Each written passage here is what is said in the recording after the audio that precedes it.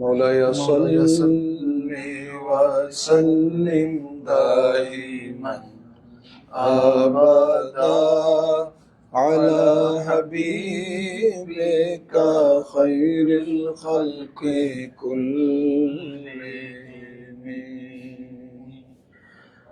ومن تذكر جيران بذي سلامي مزجت دمعا جرى من مقلة بدمي مولاي صل وسلم دائما أبدا على حبيبك خير الخلق كلهم جی بسم اللہ الرحمن الرحیم باب الوضوء مرة قال حدثنا محمد بن یوسف قال حدثنا سفیان عن زید بن اسلم عن عطاء بن یسار عن ابن عباس قال تودع النبی صلی اللہ علیہ وآلہ وسلم مرة باب ہے وضو ایک ایک مرتبہ کرنا۔ امام بخاری اپنی سند کے ساتھ بیان کرتے ہیں کہ حضرت عبداللہ بن عباس نے سے روایت ہے کہ نبی پاک صلی اللہ علیہ وآلہ وسلم نے ایک ایک مرتبہ وضو فرمایا۔ باب الوضوء مرتين قال حدثنا حسين بن عيسى قال حدثنا يونس بن محمد قال حدثنا فليح بن سليمان عن عبد الله بن ابي بكر بن محمد بن عمرو بن حزم عن عباد بن تميم عن عبد الله بن زيد ان النبي صلى الله عليه وسلم توضأ مرتين جی باب الوضوء ثلاثا قال حدثنا عبد العزيز بن عبد الله الويسي قال حدثني ابراهيم بن سعد عن ابن شهاب ان عطاء بن يزيد اخبره ان حمران مولى عثمان اخبره انه راى عثمان بن عفان دعا بإناء فافرغ على كفيه 3 مرار فغسلهما ثم ادخل يمينه في الإناء فمضمض واستنشق ثم غسل وجهه 3 ويديه الى المرفقين 3 مرار ثم مسح برأسه ثم غسل رجليه 3 مرار الى القعبين ثم قال رسول الله صلى الله عليه وسلم من تودع نحو وضوء هذا ثم صلى ركعتين لا يحدث فيها نفسه غفر له ما تقدم من ذنبه وعن ابراہیم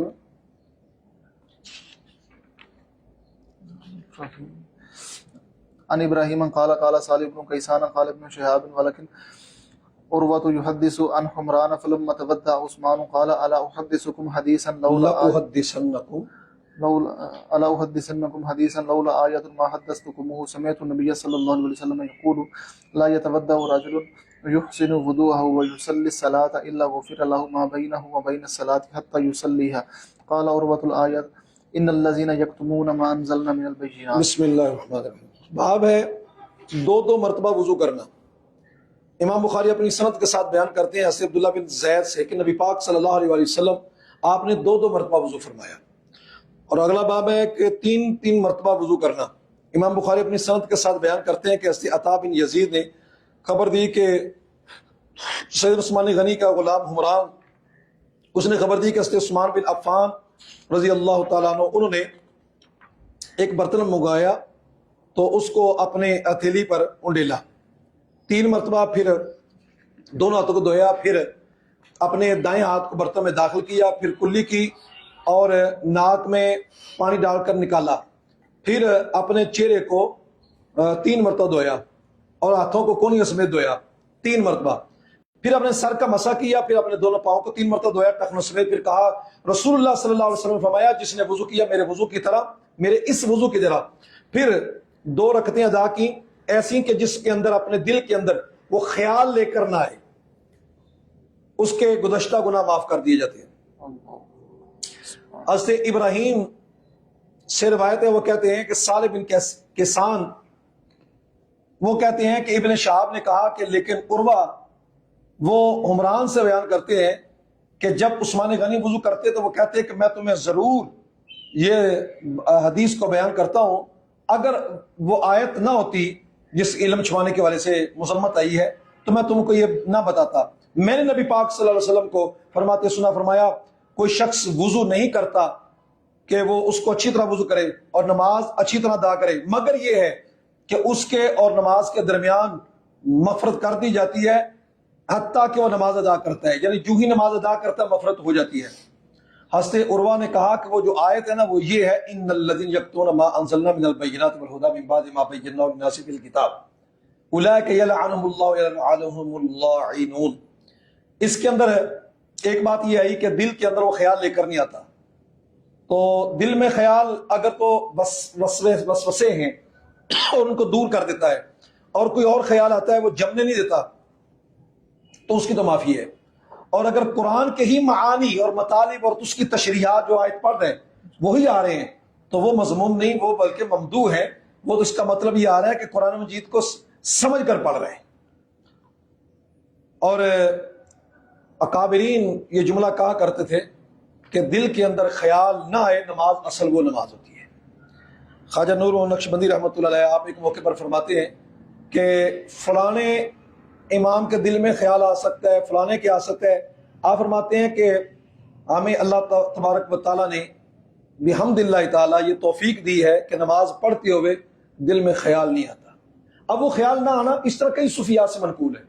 وہ خیال نہ آنا وہ وسوسوں کا، یا اس قدر اللہ ان کو قوت دے دیتا ہے کہ ان کے دل کے اندر کوئی شک یا وسوسے کے والے سے وہ پہلو نہیں آتا ہے. جی. باب الاستنصار فی الوضوء. قال حدثنا عبدان قال اخبرنا عبد الله قال اخبرنا يونس عن الزهري قال اخبرني ابو ادريس انه سمع ابا هريره عن النبي صلى الله عليه وسلم انه قال من تودع فليستنصر ومن استجمر فليوتر. باب ہے وضو کے اندر ناک کو جھاڑنا، یعنی ناک میں پانی ڈال کر نکالنا. اس کا سیدنا عثمان بن عفان نے ذکر کیا اور حضرت عبداللہ بن عباس زید نے اور حضرت عبداللہ بن عباس رضی اللہ عنہ نبی پاک صلی اللہ علیہ وسلم سے اس کا ذکر کیا، یعنی ناک میں پانی ڈال کر ناک کو جھاڑنا.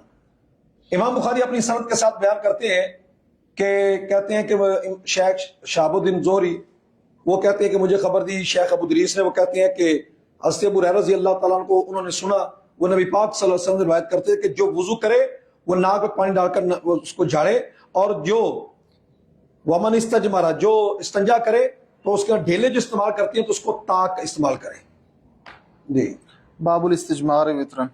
قال حدثنا عبد الله بن يوسف قال اخبرنا مالك عن ابي زناد عن الاعرج عن ابي هريره ان رسول الله صلى الله عليه وسلم قال اذا تودع احدكم فليجعل في انفه ثم لينصر ومن استجمر فليوتر واذا استيقظ احدكم من نومه فليغسل يده قبل ان يدخلها في وضوءه فان احدكم لا يدري اين باتت يده. امام بخاری باب مانتے ہیں کہ ڈھیلوں کو طاق استعمال کرنا، اور اپنی سند کے ساتھ حضرت ابو ہریرہ رضی اللہ عنہ سے روایت کرتے ہیں کہ رسول اللہ صلی اللہ علیہ وسلم نے فرمایا جب تم میں سے کوئی ایک وضو کرے تو چاہیے کہ اپنے ناک میں پانی ڈالے پھر اس کو نکالے پانی کو، یعنی اچھی طرح ناک کی صفائی کرے. بھی ناک کے اندر صفائی کی ہوگی تو نماز کے اندر پھر ناک کے اندر انگلی نہیں مارتا پھرے گا. اور جس نے طاق جو استنجا کرنا ڈھیلے استعمال کرے تو چاہیے کہ وہ طاق استعمال کرے. اور جب تم میں سے کوئی ایک اپنی نیند سے بیدار ہو تو اپنے ہاتھ کو دھو لے، اس کو برتن میں جو وضو والا برتن اس میں داخل کرنے سے پہلے، کیونکہ تم میں سے کوئی ایک نہیں جانتا کہ اس کے ہاتھ نے رات کہاں گزاری. باب غسل الرجلين ولا يمسح على القدمين. قال حدثنا موسى قال حدثنا ابو عوانة عن ابي بشر عن يوسف بن ماهك عن عبد الله بن عمرو قال تخلف النبي صلى الله عليه وسلم عنا في سفرة سافرناها فأدركنا وقد أرهقنا العصر فجعلنا نتوضأ ونمسح على أرجلنا فنادى بأعلى صوته ويل للأعقاب من النار مرتين أو ثلاثا. باب ہے دونوں پاؤں کو دھونا اور قدموں کا مسح نہ کرنا. امام بخاری اپنی سند کے ساتھ حضرت عبداللہ بن عمر سے روایت کرتے ہیں، فرماتے ہیں کہ نبی پاک صلی اللہ علیہ وسلم ہم سے ایک سفر میں پیچھے رہ گئے، فأدرکنا حضور نے ہمیں پا لیا اور ہم سے اثر پیچھے رہ گئی، یا اثر ہم سے مؤخر ہو گئی، یا اثر نے ہم کو پیچھے کر دیا. ہم نے وضو کرنا شروع کر دیا، ہم نے اپنے پاؤں کو ہلکے کر کے پانی سے دھویا، مطلب یہ کہ پانی زیادہ استعمال نہ کیا. فنادى بأعلى صوته تو بلند آواز کے ساتھ ندا دی گئی کہ جن کے ٹخنے ننگے رہ گئے، خشک رہ گئے، ان ٹخنوں کے لیے ہلاکت ہے. 2 مرتبہ یا 3 مرتبہ، یعنی یہ فرمانا 2 مرتبہ تھا یا 3 مرتبہ تھا. باب المضمضة في الوضوء. قاله ابن عباس وعبد الله بن زيد رضي الله عنهم عن النبي صلى الله عليه وسلم قال حدثنا ابو اليمان قال أخبرنا شعيب عن الزهري قال أخبرني عطاء بن يزيد عن حمران مولى عثمان بن عفان أنه رأى عثمان دعا بوضوء فأفرغ على يديه من إنائه فغسلهما 3 مرات ثم أدخل يمينه في الوضوء ثم تمضمض واستنشق واستنثر ثم غسل وجهه 3 ويديه إلى المرفقين 3 ثم مسح برأسه ثم غسل كل رجل 3 ثم قال رأيت النبي صلى الله تعالى عليه وآله وسلم يتوضأ نحو وضوئه هذا وقال من توضأ نحو وضوء هذا ثم صلى ركعتين لا يحدث فيهما نفسه غفر الله له ما تقدم من ذنبه.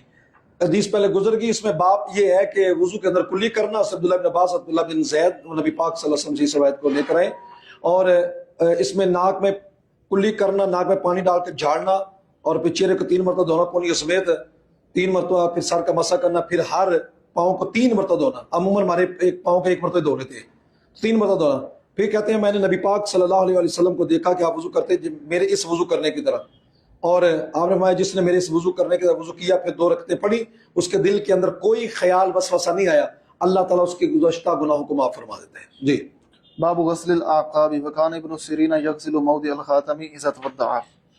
قال حدثنا آدم بن أبي إياس قال حدثنا شعبة قال حدثنا محمد بن زياد قال سمعت أبا هريرة وكان يمر بنا والناس يتوضؤون من المطهرة قال أسبغ الوضوء فإن أبا القاسم صلى الله عليه وسلم قال ويل للأعقاب من النار. باب ہے ایڑیوں کو دھونا، اور ابن سرین کہتے ہیں، ابن سرین جو تھے تابی، وہ انگوٹھی کی جگہ کو دھوتے جب وضو کرتے، اور اس کے تحت محدثین نے لکھا ہے کہ مقصود یہ ہے کہ بال برابر بھی جگہ خشک نہ رہ جائے. امام بخاری اپنی سند کے ساتھ بیان کرتے ہیں حضرت محمد بن زیاد، وہ کہتے ہیں کہ میں نے سیدنا ابو ہریرہ رضی اللہ کو سنا، وہ ہمارے پاس سے گزر رہے تھے، لوگ وضو کر رہے تھے وضو کے پوائنٹ سے. آپ نے فرمایا اچھی طرح وضو کرو، مکمل وضو کرو، کیونکہ ابو القاسم نبی پاک صلی اللہ علیہ وسلم آپ نے فرمایا جو ٹخنے خشک رہ جاتے ہیں ان ٹخنوں کے لیے جہنم کا عذاب ہے، ہلاکت ہے ان ٹخنوں کے لیے جہنم. جی. باب غسل الرجلين في النعلين ولا يمسح على النعلين. قال حدثنا عبد الله بن يوسف قال اخبرنا مالك عن سعيد المقبوري عن عبيد بن جريج انه قال لعبد الله بن عمر يا ابا عبد الرحمن رايتك تصنع 4 لم ارى احدا من اصحابك يصنعها. قال وما هي يا ابن جريج؟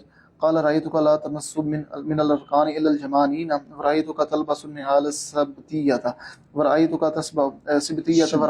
تسبغ بالسفرة ورأيتك إذا كنت بمكة أهل الناس إذا رأوا الهلال ولم تهل أنت حتى كان يوم التروية. قال عبد الله أما الأركان فإني لم أرى رسول الله صلى الله عليه وسلم يمس إلا اليمانين وأما النعال السبتية فإني رأيت رسول الله صلى الله عليه وسلم يلبس النعال التي ليس فيها شعر ويتوضأ فيها فأنا أحب أن ألبسها وأما السفرة فإني رأيت رسول الله صلى الله عليه وسلم يصبغ بها فأنا أحب أن أصبغ بها وأما الإهلال فإني لم أرى رسول الله صلى الله عليه وسلم يهل حتى تنبعث به راحلته. باب ہے دونوں پاؤں کو جوتے میں جو ہوں ان کو جوتے سے نکال کر دھونا اور جوتوں کے اوپر مسح نہ کرے. امام بخاری اپنی سند کے ساتھ بیان کرتے ہیں ہنستے سعید مقبور سے، وہ عبید بن جریج سے، وہ کہتے ہیں میں نے عبداللہ بن عمر رضی اللہ تعالیٰ کو کہا اے ابو عبد الرحمن میں آپ کو دیکھتا ہوں 4 خصلتوں کے والے سے کہ آپ وہ کرتے ہیں جو میں نے آپ کے باقی اصحاب میں سے کسی کو میں نے اس طرح کرتے نہیں دیکھا. وہ کہتے ہیں ابن جریج وہ کون سی ہے؟ میں نے کہا میں نے آپ کو دیکھا ہے کہ آپ 2 رکن یمانی، ایک رکن یمانی اور ایک جہاں پر حجر اسود ہے، ان دونوں کے علاوہ باقیوں کو نہیں چھوتے. میں نے آپ کو دیکھا ہے کہ آپ بغیر بالوں والے جوتے کو پہنتے ہیں جو خالص چمڑے کا ہے، اور میں نے آپ کو دیکھا ہے کہ آپ زرد رنگ کے کپڑے، رنگے ہوئے کپڑے پہنتے ہیں، وہ امامہ شریف تھا یا کپڑے تھے.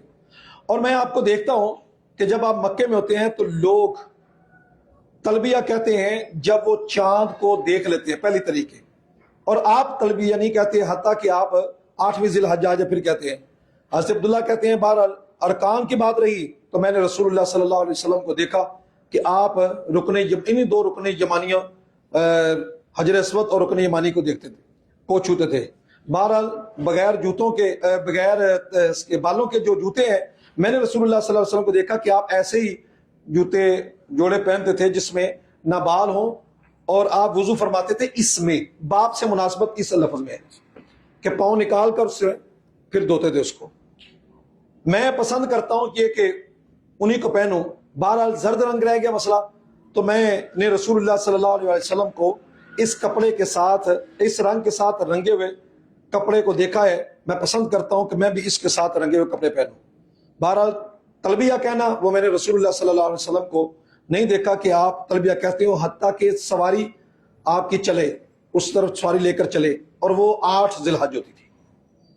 جی باب التيمم في الوضوء والغسل قال حدثنا مسدد قال حدثنا اسماعيل قال حدثنا خالد عن حفصة بنت سيرين عن ام عطية قالت قال النبي صلى الله عليه وسلم لهن في غسل ابنته ابدان بميامنها ومبادئ الوضوء منها قال حدثنا حفص بن عمر قال حدثنا شعبة قال اخبرني اشعث بن سليم قال سمعت ابي عن مسروق عن عائشة قالت كان النبي صلى الله عليه وسلم يوجب التيمم في تنعله وترجله وطهوره في شانه كله۔ باب ہے وضو کے اندر اور غسل کے اندر دائیں طرف سے ابتدا کرنا۔ امام بخاری اپنی سند کے ساتھ بیان کرتے ہیں ام عطیہ رضی اللہ تعالیٰ عنہ سے، آپ فرماتی ہیں کہ نبی پاک صلی اللہ علیہ وسلم ان کے لیے آپ نے ان کو فرمایا کہ اپنی بیٹی کو غسل کرانے کے اندر کہ ان کو دائیں طرف سے ابتدا کرنا، اور وضو کے جو مقامات اس سے ابتدا کرنا۔ جب حضور کی وہ لخت جگر کو غسل دینے لگے نا غسل، اور اگلی روایت میں یہ ہے کہ ام المومنین سیدہ عائشہ رضی اللہ تعالیٰ سے روایت ہے، امام بخاری اپنی سند سے بیان کرتے ہیں، آپ فرماتے ہیں ام المومنین فرماتی ہیں کہ نبی پاک صلی اللہ علیہ وسلم دائیں طرف عمل کرنے کو پسند کرتے تھے، حتیٰ کہ جوتا پہننے میں، کنگھی کرنے میں اور طہارت میں، اور یہ جتنے بھی طہارت کے تمام امور ہیں ان تمام میں، یا طہارت، کنگھی کرنے، جوتے، ان سب کے اندر آپ دائیں طرف سے عمل کرنے کو پسند کرتے تھے۔ اور چونکہ طہور کا لفظ آیا اور اوپر مواد الوضو کا لفظ آیا تو باب سے مناسبت یہ ہوگی۔ جی باب التماس الوضوء اذا حانت الصلاة وقالت عائشة حضرت الصبح فالتمس الماء فلم يوجد فنزل التيمم۔ باب ہے وضو کے پانی کو تلاش کرنا جب وقت نماز کا آ جائے۔ ام المومنین سیدہ عائشہ رضی اللہ تعالیٰ فرماتی ہیں کہ جب صبح ہوگی، پانی کو تلاش کیا جانے لگا، پانی نہ پایا گیا تو تیمم کی آیت نازل ہوگی۔ قال حدثنا عبد الله بن يوسف قال اخبرنا مالك عن اسحاق بن عبد الله بن ابي طلحه عن انس بن مالك انه قال رايت رسول الله صلى الله عليه وسلم وحانت صلاه العصر فالتمس الناس الوضوء فلم يجدوه فاتي رسول الله صلى الله عليه وسلم بوضوء فوضع رسول الله صلى الله عليه وسلم في ذلك الاناء يده وامر الناس ان يتوضؤوا منه قال فرايت الماء ينبع من تحت اصابعي حتى توضؤوا من عند اخرهم۔ امام بخاری اپنی سند کے ساتھ بیان کرتے ہیں حضرت انس بن مالک سے کہ آپ فرماتے ہیں میں نے رسول اللہ صلی اللہ علیہ وسلم کو دیکھا، نماز عصر کا وقت آ چکا تھا، لوگوں نے پانی کی تلاش شروع کر دی، پانی نہ پایا تو رسول اللہ صلی اللہ علیہ وسلم کے پاس وضو کا تھوڑا سا پانی لایا گیا، نبی پاک صلی اللہ علیہ وسلم نے اس برتن میں اپنے ہاتھ کو رکھا، لوگوں نے دیکھا کہ اس سے لوگوں نے وضو کرنا شروع کر دیا۔ حضرت انس کہتے ہیں میں دیکھ رہا تھا پانی کو کہ آپ کی انگلیوں کے نیچے سے پانی کے فوارے پھوٹ رہے تھے، حتیٰ کہ آخری بندے نے بھی وضو کر لیا، کوئی بندہ پیچھے رہ نہیں گیا۔ تقصیر ماں کا معجزہ جی۔ باب الماء الذي يغسل به شعر الانسان وكان عطاء لا يرى به باسا ان يتخذ منها الخيوط والجبال وسور الكلاب وممرها في المسجد وقال الزهري اذا ولغ في اناء ليس له وضوء غيره يتوضأ به وقال سفيان هذا الفقه بعينه يقول الله تعالى فلم تجدوا ماء فتيمموا وهذا ماء وفي النفس منه شيء يتوضأ به ويتيمم۔ باب ہے اس پانی کے بارے میں کہ جس کے ساتھ انسان کے بالوں کا غسل کیا جائے۔ حضرت عطا کہتے ہیں اس میں کوئی حرج نہیں ہے کہ اس سے ان یعنی بالوں سے، کٹے ہوئے بالوں سے ڈوری بنائی جاتی ہے یا رسی بنا لی جائے، اور کتے کا جو جوٹھا ہے اس کا حکم اور اس کا گزرنا مسجد میں، طاہر کا حکم نہیں لگایا، بس کتے کے جوٹے کے بعد بات اتنی کی ہے۔ شیخ زوری فرماتے ہیں کہ جب کتا پانی میں کو چگل دے، ایک ہوتا جوٹا مارنا، یہ چگلتا ہے، تو نہیں ہے جائز اس کے لیے، اس کے غیر کے لیے کہ بھئی اس سے وضو کرے، نہیں ہے وہ پانی کا وضو اپنے غیر کے لیے، یا اس کا جو غیر ہے اس کے لیے پانی کا یہ وضو والا پانی نہیں رہتا کہ وہ اس سے وضو کرے۔ حضرت سفیان کہتے ہیں کہ یہ بعین ہی فقہ ہے، یہ بعین ہی فقہ ہے کہ وہ پانی وضو کے قابل نہیں رہتا، کیونکہ اللہ تبارک و تعالیٰ نے فرمایا فَلَمْ تَجِدُوا مَاءً فَتَيَمَّمُوا،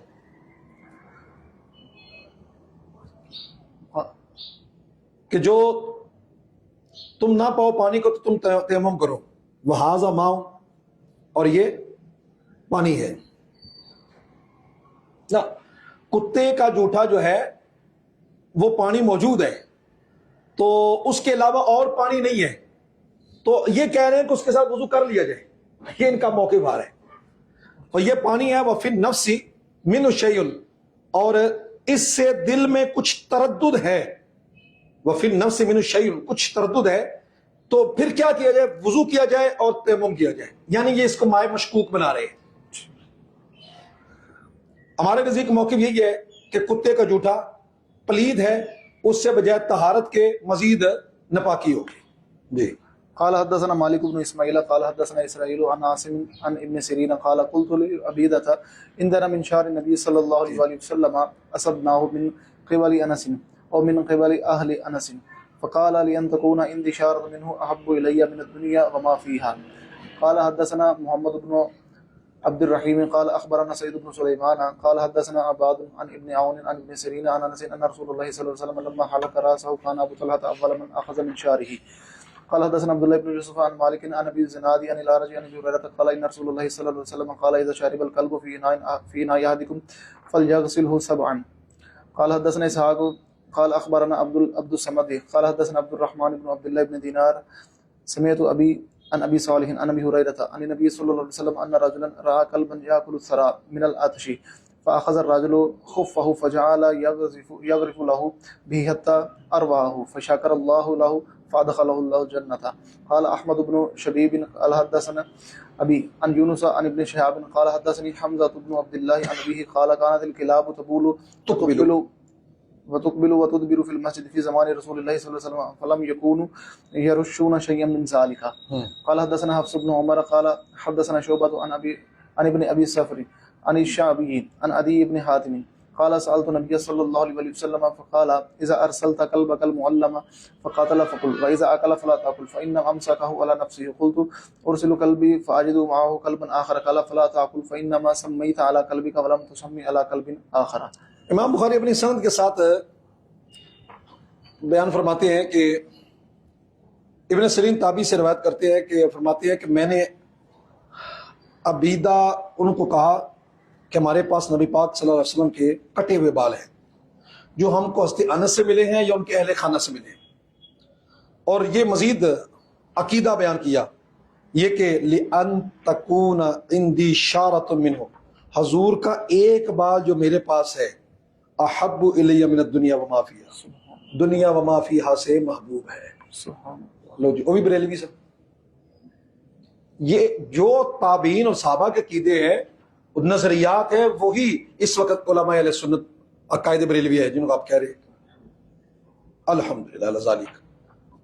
امام بخاری اپنی سند کے ساتھ بیان کرتے ہیں حضرت انس بن مالک سے کہ رسول اللہ صلی اللہ علیہ وسلم نے جب اپنے سر کے حلق فرمایا تو ابو طلحہ جو تھے وہ پہلے وہ شخص تھے جنہوں نے نبی پاک صلی اللہ علیہ وسلم کے بالوں کو سمیٹا۔ حضرت خالد بن ولید جنگ کے دوران ٹوپی تلاش کر رہے ہیں، بعد میں شکایت ہوئی ٹوپی کو تلاش کر رہے تھے، گمسان کی جنگ تھی، کہا ان ٹوپی کے اندر نبی پاک صلی اللہ علیہ وسلم کے موئے مبارک تھے۔ اچھا، جنگ کے اندر عقیدہ یہ ہے کہ اگر یہ بال مبارک حضور کے ہوں گے تو اللہ اس سے ہم کو فتح دے دے گا۔ یہی ہم کہتے ہیں جو اللہ کی طرف جن کی نسبت ہو جاتی ہے مقدس ہوتے ہیں، ان کے نسبت سے ان کے وسیلے سے جو دعا مانگتے ہیں تو عطا اللہ ہی کرتا ہے، لیکن ان کو پیاروں کا وجود بھی کوئی نہ کوئی چیز ہوتی ہے۔ اچھا، اس کے تحت امام بخاری یہ جو باب لے کر آئے ہیں تو علامہ بدر الدین عینی وہ فرماتے ہیں کہ امام بخاری امام شافعی کا اس والے سے رد کر رہے ہیں کہ امام شافعی کا موقف یہ ہے، امام شافعی کا مختلف اقوال ہے، کچھ ان کے اقوال میں سے ایک یہ ہے کہ ماوردی نے جو نقل کیا کہ نبی پاک صلی اللہ علیہ وسلم کے جو کٹے ہوئے بال ہیں، ناخن ہے، معاذ اللہ وہ پلید ہے، یہ امام شافعی کا ایک قول تھا۔ ابن حجر اسقلانی نے فتح الباری کے اندر اس قول کا رد کیا، کہا یہ طے ہو چکا ہے کہ شوافق نزدیک نبی پاک صلی اللہ علیہ وسلم کے منہ مبارک اور جو آپ کے فضلات ہیں اور جو آپ کے ناخن مبارک ہیں یہ سارے پاک ہیں. یہ بات سمجھ آ گئی. علامہ بدر الدین عینی رحمۃ اللہ ایک سے زیادہ مقامات میں نبی پاک صلی اللہ علیہ وسلم کے فضلات کو، نبی پاک صلی اللہ علیہ وسلم کے بال مبارک کو، ناخن مبارک کو، سب کو پاک کیا اور کمال کی گفتگو کی ہے اور وہاں برسیں آپ.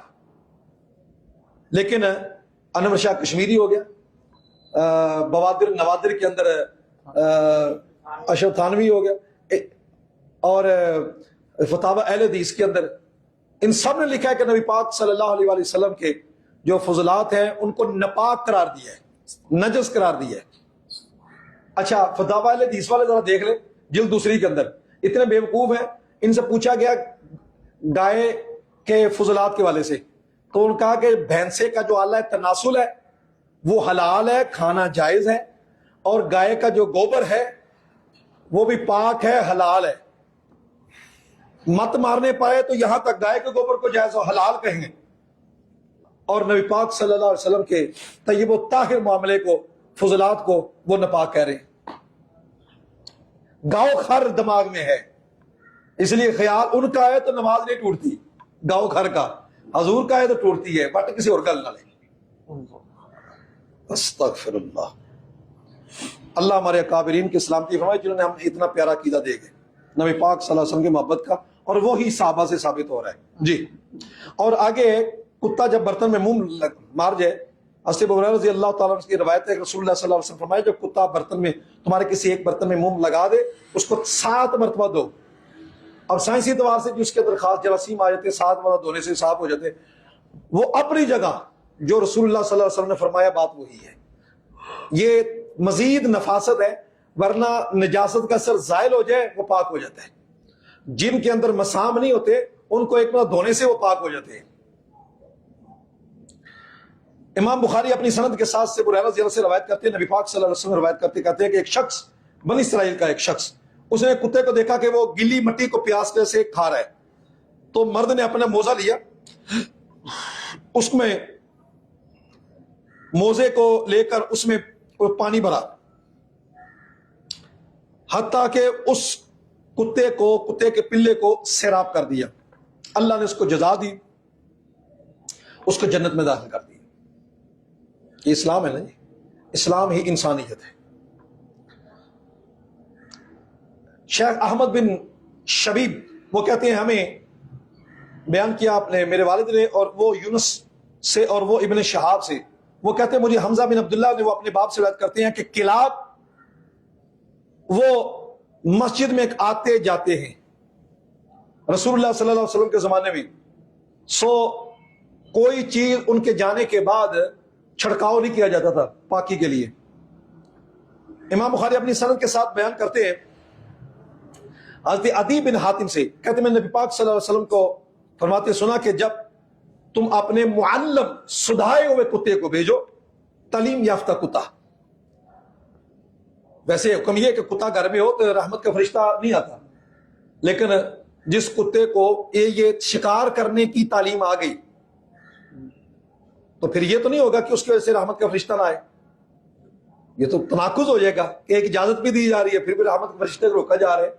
تو علم کی کتے کو اتنی سی بوند مل گئی تو رحمت کے فرشتے آنا شروع ہو گئے. اگر انسان کو علم کی بوند مل جائے اور وہ بھی خاص دین اسلام کی، تو اس کی برکت سے پھر کس قدر رحمت کے فرشتے آتی ہوں گے.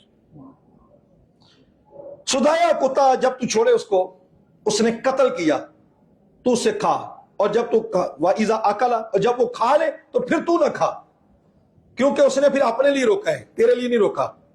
میں نے عرض کی حضور میں اپنا کتا چھوڑتا ہوں، بس میں اس جگہ جاتا ہوں تو ایک اور کتا بھی یہاں پر موجود ہے، تو فرمایا لا تاکل، اب نہ کھا، کیونکہ تو نے اپنے کتے کو چھوڑتے وقت بسم اللہ پڑھی ہے، دوسرے کتے کو چھوڑتے وقت بسم اللہ نہیں پڑھی ہے. اس کا مطلب چھری دوسرے کی آئے، 2 چھریوں کے ساتھ چل رہا ہو یا دوسرا بندہ بھی چھری پر ہاتھ رکھا ہو. ہمارے فقہا نے جو مسئلہ بیان کیا، تو اب وہ بسم اللہ کے بغیر پڑا ہے، اس میں چھری چلا رہے ہیں، ساتھ ہاتھ رکھا ہوا ہے، تو اب یہ جانور جائز نہیں ہوگا، کیونکہ اس نے بسم اللہ نہیں پڑھی، کسائی نے پڑھی تھی. بات سمجھ آ گئی؟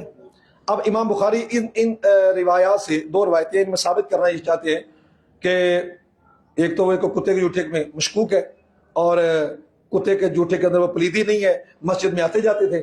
مسجد میں آنا جانا کتے کے لعاب کا مسئلہ ہے, کتے کے پاؤں کا مسئلہ تو نہیں ہے. کتے کا جسم جو ہے وہ کہتے ہیں گلا کتا جی پلید ہے تو سوکھا کتا جو پاک ہے. بالکل غلط بات ہے. کتا گیلا ہو یا سوکھا ہو, خشک ہو, اس کا مسئلہ یہی ہے کہ وہ اس کے جسم پر نجاست ہے یا نہیں. اگر اس کے جسم پر نجاست ہے تو وہ پلید ہے, اور اگر نجاست نہیں ہے تو وہ کتا حرام اور الگ مسئلہ ہے, وہ اوپر سے پاک ہے. اس کی لعاب جو ہے کتے کی وہ پلید ہے, اور ہر پلید حرام ہے, لیکن ہر حرام کا پلید ہونا نہیں ہوتا. اچھا عموماً ہوتا یہ ہے کہ کتا جو گندی نالیوں سے نکلتا ہے تو گیلا کتا کہتے ہیں جو پلید ہوتا ہے وہ گندی نالیوں سے نکلتا ہے تو اس وجہ سے. لیکن جو ایک دریا سے اور نہر سے آ رہا ہے تو باہر آ کر وہ جھنجھونی کرتا ہے تو اس کا وہ چھینٹے پڑ جائیں تو اس سے کوئی مسئلہ نہیں ہے, وہ نہر کے پانی کی چھینٹیں ہیں. اطمینان قلبی آپ کرنا وہ الگ بات ہے, لیکن اس کے پلید اور پاک ہونے کو حکم آپ نہیں لگا سکتے. جب تک نجاست ہے تو پلید ہے, جب نجاست نہیں ہے تو پاک ہے. تو اس کا جواب آ گیا کہ ابھی کتے کے پاؤں کے ساتھ نجاست نہیں ہوتی تھی اس واسطے کہ مدینے کی گلیوں میں نجاستیں نہیں ہوتی تھی. جانور بھی خشک کرتے مینگنے کرتے تھے, لیڑنے ہوتے تھے خشک, وہ نجاست والا پہلو نہیں ہوتا تھا. ایک بات یہ. دوسرا یہ کہ کتے کی لعاب جو لگتی تھی شکار پر, تو اس میں یہ دیکھو بیان نہیں ہوا کہ اس کو دھو کے کھانا ہے. تو ہمارا جواب یہ ہے کہ یہ کہاں لکھا ہے کہ اس کو نہ دھویا جائے. یہ معروف ہے. علامہ بدن یعنی کہتی ہے کہ معروف بات ہے کہ جہاں پر ذبح کیا جاتا ہے خون لگتا ہے تو یہ پھر مسلمانوں کو یہ نہیں کہنا پڑتا کہ خون کو دھو کر کھاؤ. پتہ ہے کہ یہ نہیں کھانے والی چیز, تو جو کھانے والی چیز نہیں ہوتی ہے تو اس کو خود بخود صاف کیا جاتا ہے, دھویا جاتا ہے, اتارا جاتا ہے. فروٹ کہا جائے فروٹ کھائے, اس کا مطلب یہ ہوتا ہے کہ کیلے کے چھلکے سمیت کیلا کھانا ہے, مالٹے کے چھلکے سمیت مالٹا کھانا ہے. جو چیزیں اتارنے والی اتاریں گے, جو کھانے والی ہوگی وہ کھائیں گے. تو یہ معروف بات ہے کہ کتے کا جو لعاب ہے وہ تو نہیں کھانے والی چیز ہوتی. خون کو بھی دھویا جائے گا, کتے کے لعاب کو بھی دھویا جائے گا. جی. باب من لا يرى الوضوء الا من المخرجين القبل والدبر بقول الله تعالى او جاء احد منكم من الغائط وقال عطاء في من يخرج من دبره الدود او من ذكره نحو القملة يعيد الوضوء. وقال جابر بن عبد الله اذا ضحك في الصلاة اعاد الصلاة ولم يعيد الوضوء. وقال الحسن ان اخذ من شعره او اظفاره او خلع خفيه فلا وضوء عليه. وقال ابو هريرة لا وضوء الا من حدث. ويذكر عن جابر ان النبي صلى الله عليه وسلم كان في غزوة ذات الرقاء فرمي رجل بسهم فنزعه دم فركع وسجد ومضى في صلاته. وقال الحسن ما زال المسلمون يصلون في جراحاتهم. وقال طاووس ومحمد بن علي وعطاء واهل الحجاز ليس في الدم وضوء. وأسر ابن عمر بصرة فخرج منها الدم ولم يتوضأ. وبازق ابن ابي اوفى دما فمضى في صلاته. وقال ابن عمر والحسن في من يحتجم ليس عليه الا غسل محاجمه. جی. قال حدثنا آدم بن ابي اياس قال حدثنا ابن ابي زيد عن سعيد المقبوري عن ابي هريره قال قال النبي صلى الله عليه وسلم لا يزال العبد في صلاه ما كان في المسجد ينتظر الصلاه ما لم يحدث. فقال رجل اعجمي ما الحدث يا ابا هريره قال الصوت يعني الضرطه. جی. وقال حدثنا ابو الوليد قال حدثنا ابن عيينة عن الزهري عن عباد بن تميم عن امه ان النبي صلى الله عليه وسلم لا ينصرف حتى يسمع صوتا او يجد ريحا. جی. قال حدثنا قتيبة بن سعيد قال حدثنا جرير عن الأعمش عن منذر بن أبي جعل الثوري عن محمد بن الحنفية قال قال علي كنت رجلا مزاء فاستحييت أن أسأل رسول الله صلى الله عليه وسلم فأمرت المقداد بن الأسود فسأله فقال فيه الفضوء. وراه شعبة عن الأعمش. قال حدثنا سعد بن حفص قال حدثنا شيبان عن يحيى عن ابي سلمة ان عطاء بن يسار اخبره ان زيد بن خالد اخبره انه سال عثمان بن عفان رضي الله عنه قلت ارايت اذا جامع فلم يمني قال عثمان يتوضا كما يتوضا للصلاه ويغسل ذكره. قال عثمان سمعته من رسول الله صلى الله عليه وسلم فسالت عن ذلك عليا وزبير وطلحه وابي بن كعب رضي الله عنهم فامره بذلك. قال حدثنا اسحاق قال اخبرنا النصر قال اخبرنا شعبة عن الحكم عن زكوان بن ابي صالح عن ابي سعيد الخدري ان رسول الله صلى الله عليه وسلم ارسل الى رجل من الانصار فجاء وراسه يقطر فقال النبي صلى الله عليه وسلم لعلنا اجلنك. فقال نعم. فقال رسول الله صلى الله عليه وسلم اذا اوجلت او كهت فعليك الوضوء. تابعه وهب قال حدثنا شعبة قال ابو عبد الله ولم يقل غندر. ويحيى عن شعبة الوضوء. بسم اللہ. باب ہے کہ جس نے اس شخص کے بارے میں کہ جو وضو کو نہیں دیکھتا مگر مخرجین قبل و دبر سے جو چیز نکلتی ہے. دلیل میں یہ ہے کہ اللہ تعالیٰ فرماتا ہے وجاء احد منکم من الغائط، یا تم میں سے کوئی ایک پس جگہوں سے ہے. اور استعطاء کہتے ہیں کہ جس کی دبر سے کیڑا وغیرہ یا اس کے ذکر سے کوئی جون ٹائپ کوئی چیز نکلے تو وہ وضو کو لٹائے کیونکہ چیز نکلی ہے. حضرت جابر بن عبداللہ کہتے ہیں کہ جب نماز میں کوئی حد سے تو نماز کو لٹائے وضو کو لٹائے. آگے یہ آ جائے گا کہ وضو کو لٹائے گا، غیر مدرک بالعقل مسئلہ. حضرت خواجہ حسن بصری کہتے ہیں کہ اگر اس نے اپنے بالوں سے یا ناخنوں سے کوئی چیز لی یا اپنے موزے اتارے تو اس کے اوپر وضو لٹانا واجب نہیں ہے. حضرت ابو ہریرہ رضی اللہ فرماتے ہیں کہ اس شخص کا وضو نہیں ٹوٹتا مگر بے وضوئی سے، حدث سے. اس حدث کی وضاحت آگے آتی ہے. حضرت جابر سے ذکر کیا گیا کہ نبی پاک صلی اللہ علیہ وسلم ذات رقاع کے غزوے میں تھے تو ایک شخص کو تیر لگا، اس کا خون جاری ہو گیا، رکوع کیا اور سجدہ کیا اس نے اور اپنی نماز میں چلتا رہا. اچھا، یہ ساری باتوں سے ثابت کرنا چاہتے ہیں کہ قبل اور دبر سے علاوہ کہیں سے اگر خون نکلتا ہے تو اس سے وضو نہیں ٹوٹے گا، اور یہی امام شافعی کا موقف ہے.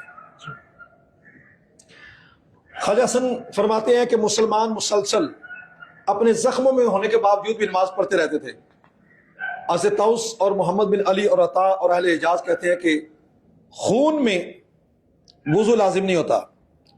حضرت عبداللہ بن عمر وہ چھوٹی پنسی کو دباتے تھے، اس سے خون نکل آتا تھا، سو آپ وضو نہیں کرتے تھے. ذرا اس کو ساتھ ساتھ سمیٹتے ہیں تو مناسب ہوگا کہ جنہوں کو تیر لگا اور مسلسل خون بہنا شروع ہو گیا اور وہ نماز پڑھتے رہے، اس کا یہ ہے کہ یہ عمل پہلے تھا، بعد میں یہ منسوخ کر دیا گیا. اور وہ روایت جس کے اندر آتا ہے نکسیر پھوٹے خون نکلتا ہے، تو نکسیر پھوٹنے سے اس کے لیے وضو کرنے کا حکم، نماز کو لوٹانے کا حکم دیا گیا. اور اس کا جواب ایک یہ بھی دیا گیا کہ انہوں نے تیر لگتے بھی رہے، نماز نہیں چھوڑی، بعد میں وضو کر کے نماز پھر بھی ادا کرتے رہے. یہی مفہوم آ گیا کہ زخموں کے ہونے کے باوجود بھی زخم ٹھیک کر کے بھی نماز پڑھتے رہے. جس طرح کہتے ہیں بیماری کے باوجود بھی نماز پڑھتے رہے. یہ نہیں مطلب تھا کہ باقاعدہ وہ بیماری نماز کے اندر وجود پکڑ گئی، بعد میں ختم ہو گئی ہے. مراد یہ معاملات ہونے کے باوجود بھی، زخموں میں ہونے کے باوجود بھی، ایکسیڈنٹ ہونے کے باوجود نماز پڑھتے رہے. تو مقصود یہ تھا کہ بھئی اس حالت میں بھی نماز کا لحاظ رکھتے ہوئے اس کے جو شرائط تھے اس کے ارکان کا پھر بھی ادا کرتے رہے، عذر کے ساتھ ساتھ جتنی رخصت تھی. یہ جو مسئلہ ہے لیس فی الدم وضو، دم خون جو بہے اس کے اندر وضو نہیں ہے. تو علامہ بدر یعنی کہتے ہیں کہ یہ ان کے لیے حجت نہیں ہے، کیونکہ تابی کا جو فعل ہے وہ اس کو حجت نہیں دیکھتے. یہ تابی ہے نا جو فرما رہے ہیں، تو تابی کے فعل کو حجت نہیں دیکھتے، اور وہ حنفیہ پر حجت نہیں ہے. حنفیہ پر حجت اس وجہ سے نہیں، شافعی پر اس لیے نہیں کہ وہ تابی کے عمل کو حجت نہیں دیکھتے. احناف پر جو حجت نہیں ہے اس کی وجہ یہ ہے کہ وہ جو بہنے والا خون نہیں تھا. یہ اگر بہنے والا خون ہوتا تو پھر ہم حکم لگاتے ٹوٹنے کا، لیکن یہ بہنے والا خون نہیں تھا. اور اگر ہم تسلیم کر بھی لے تو یہ تابع اس درجے کے تھے کہ امام اعظم و حنیفہ رحمۃ اللہ علیہ ہم رجال و نحن رجال برابر کے تھے معاملہ، اور اس میں امام اعظم و حنیفہ رحمۃ اللہ کی تحقیق زیادہ اولا ہے. اور حضرت عبداللہ بن عمر رضی اللہ تعالیٰ جس پھنسی کو دباتے، چھوٹی پھنسی دباتے، تو اس سے خون نکلتا لیکن ہلکے سے باہر نہیں جاتا تھا. وہ خون ہلکے سے، وہ جو خون نکلنے کی جو جگہ ہوتی ہے نا، تو وہ وہاں سے باہر نہیں نکلتا تھا. یہاں پر علامہ غلام صاحب سعیدی صاحب رحمۃ اللہ علیہ ان سے ایک تسامہ ہوا، انہوں نے فرمایا کہ پھنسی دبانے سے خون جو نکلتا ہے اس سے وضو نہیں ٹوٹتا، جبکہ فتاوی رضویہ کے سے لے کر اوپر تک بحر الرائق اور اوپر کی کتاب سب میں لکھا ہے کہ اگر وہ خون اپنے حلقے سے نکل آئے اور اس جگہ تک پہنچ جائے جس کو دھونا غسل میں واجب ہوتا ہے، تو پھر اس سے وضو کرنا واجب ہوگا یعنی اس سے وضو ٹوٹ جاتا ہے ایسے خون نکلنے سے، اور اس کو بہنا کہا جائے گا۔ یہاں پر سیدی صاحب کی عبارت کا مطلب یہ نکالا جائے گا کہ وہ اتنی چھوٹی پنسی سے خون جو ہلکے سے باہر جاتا نہیں ہے، یہ مطلب لیا جائے گا۔ سو آپ نے وضو نہیں کیا، اور ابن ابی اوفا وہ تھوکتے تھے ان کا ساتھ خون آتا تھا تو وہ نماز جاری رکھتے تھے، تو مراد یہ غالب نہیں ہوتا تھا خون، یا وہ پیٹ سے خون آتا تھا جمع ہوا تو اس سے وضو نہیں ٹوٹتا، منہ کا خون نہیں تھا، منہ کا خون اگر غالب ہے تو وضو ٹوٹے گا، وہ غالب نہیں مغلوب تھا۔ حضرت عبداللہ بن عمر اور حسن وہ فرماتے ہیں کہ جس نے پچھنے لگوائے اس کے اوپر نہیں ہے مگر غسل محاجمی، ان جگہوں کا دھونا، تو اس میں بھی کوئی بات نہیں ہے۔ اس میں یہ ہے کہ ان نماز کے لیے وضو کرنا پڑے گا، تو پچھنے لگانے سے وضو لازم نہیں ہوگا، بس وہ جگہ جو خراب ہوئی ہے وہاں پر خون جو اس کو صاف کر لیا جائے گا، یہاں اتنے بیان کیا جا رہا ہے۔ امام بخاری اپنی سند کے ساتھ بیان کرتے ہیں ابو ہریرہ رضی اللہ عنہ سے رسول اللہ صلی اللہ علیہ وسلم فرمایا بندہ مسلسل نماز میں رہتا ہے جب تک وہ مسجد میں ہے، نماز کے انتظار میں ہے، جب تک بے وضو نہ ہو۔ اس لیے نمازی کو جا کے کہنا مسجد میں جا کر السلام علیکم، سارے نمازی نماز کے انتظار میں ہے، اور نمازی کو سلام نہیں کہا جاتا، یہ کہنا درست نہیں ہوتا مسجد میں اس طرح جا کر۔ ہاں کوئی سامنے سے آ گیا تو اس کو السلام علیکم کہہ دیا جائے، جب تک بے وضو نہیں ہے وہ نماز کے انتظار میں، وہ نماز میں ہے۔ ایک بدوی شخص اس نے کہا حدث کیا ہے ابو ہریرہ؟ کہا آواز، جو آواز کے ساتھ ہوا خارج ہو۔ امام بخاری اپنی سند کے ساتھ بیان کرتے ہیں عباد بن تمیم سے اپنے چچا سے کہ نبی پاک صلی اللہ علیہ وسلم روایت کرتے ہیں، فرماتے ہیں کہ نمازی نماز سے اس وقت تک نہیں پھرے گا حتیٰ کہ وہ آواز کو سنے، ہوا جو خارج ہوئی ہے، یا باقاعدہ اس کی اسمیل کو پائے۔ امام بخاری اپنی سند کے ساتھ سے محمد بن حنفیہ سے روایت کرتے ہیں، وہ کہتے ہیں میں نے حضرت علی رضی اللہ فرماتے ہیں کہ میں بہت زیادہ مزی والا شخص تھا، تو مجھے حیا آئی کہ میں رسول اللہ صلی اللہ علیہ وسلم اس بارے سے مسئلہ پوچھوں، تو میں نے مقداد بن اسود کو بھیجا کہ وہ حضور سے اس بارے میں مسئلہ پوچھے، تو انہوں نے حضور نے فرمایا اس میں وضو کرنا واجب ہے، اگر وضو نہ کیا تو مسجد میں جا نہیں سکتا، وضو نہ کیا تو قرآن زبانی نہیں پڑھ سکتا، تو مزی آئے قطرے ہے تو اس میں وضو کرنا واجب ہوتا ہے، یہی ہمارے فقہاء نے فرمایا۔ امام بخاری اپنی سند کے ساتھ بیان کرتے ہیں عطاء بن یسار نے خبر دی کہ زید بن خالد نے خبر دی کہ عثمان بن عفان کو انہوں نے پوچھا، تو میں نے کہا کیا آپ کیا بتاتے ہیں کہ جب بندہ قربت اختیار کر لے اور اس کا منی کا خروج نہ ہو، تو عثمان نے کہا وضو کرے جس طرح نماز کے لیے وضو کیا جاتا، اور اپنے شرمگاہ کو دھو لے۔ اچھا اس کا ایک مطلب یہ نکلتا ہے کہ جب جماع کے قریب ہو، قربت کے قریب ہو، ابھی بوسو کنار چل رہے تو پھر واقعی یہی حکم ہے۔ حضرت عثمان کہتے ہیں میں نے رسول اللہ صلی اللہ علیہ وسلم سے سنا، تو وہ کہتے ہیں کہ پھر میں نے اس بارے میں پوچھا حضرت علی سے اور زبیر سے اور طلحہ سے ابی بن کعب سے، انہوں نے بھی اس بارے میں یہی بتایا، یعنی قربت کا وقت قریب آ جائے اس وقت جو مادہ خارج ہوتا ہے اس کو مزی کہتے ہیں، جس طرح اوپر روایت میں حضرت علی رضی اللہ کی آئی، تو اس وقت غسل واجب نہیں ہوتا، اس وقت وضو کرنا واجب ہوتا ہے۔ اگلی روایت میں امام بخاری رحمۃ اللہ علیہ ابو سعید خدری کی روایت اپنی سند سے بیان کرتے کہ رسول اللہ صلی اللہ علیہ وسلم نے انصار کے ایک شخص کو بلانے بھیجا، وہ آیا، اس کے بالوں سے پانی کے قطرے نکل رہے تھے، تھوڑی دیر ہوگی اور حضور نے سمجھ لیا کہ اتنی دیر ہو گئی ہے تو اتنی دیر میں اس سے جلدی میں بندہ آ جاتا ہے، اور آیا اور پانی کے قطرے سر سے نکل رہے ہیں، اس کا مطلب ہے حضور نے فرمایا لگتا ہے ہم نے تجھے جلدی میں ڈال دی ہے۔ کہا جی یا رسول اللہ۔ رسول اللہ صلی اللہ علیہ وسلم نے فرمایا یار یہ دیکھیں یہ ہوتی ہے محبت، ساری محبتیں قربان، اس سے اور کیا آگے ہوگا، ساری محبتیں قربان حضور کے لیے۔ تو رسول اللہ صلی اللہ علیہ وسلم نے فرمایا کہ جب تو جلدی کر لے یا تیرا مادہ نہ نکلے، منی نہ نکلے، تو اس وقت تیرے اوپر وضو کرنا واجب ہے۔ اب یہ یا تو یہ خاص ان کے لیے تھا اس لیے علیکہ کے الفاظ بولے جا رہے ہیں، یا یہ حکم منسوخ ہو گیا، اور اس کے ناسخ وہی روایات کہ جن کے اندر باقاعدہ عائشہ رضی اللہ عنہ کے مسلم شریف کے اندر اور باقاعدہ دیگر روایت کے بھی اس طرح اگر ہو جاتا اور انزال نہیں ہوا پھر بھی حضور صلی اللہ علیہ وسلم نے غسل کا ہی فرمایا، اور احتیاط بھی اسی کے اندر ہے۔ مولا صلی وسلم دائما ابدا علی حبیبک خیر الخلق کل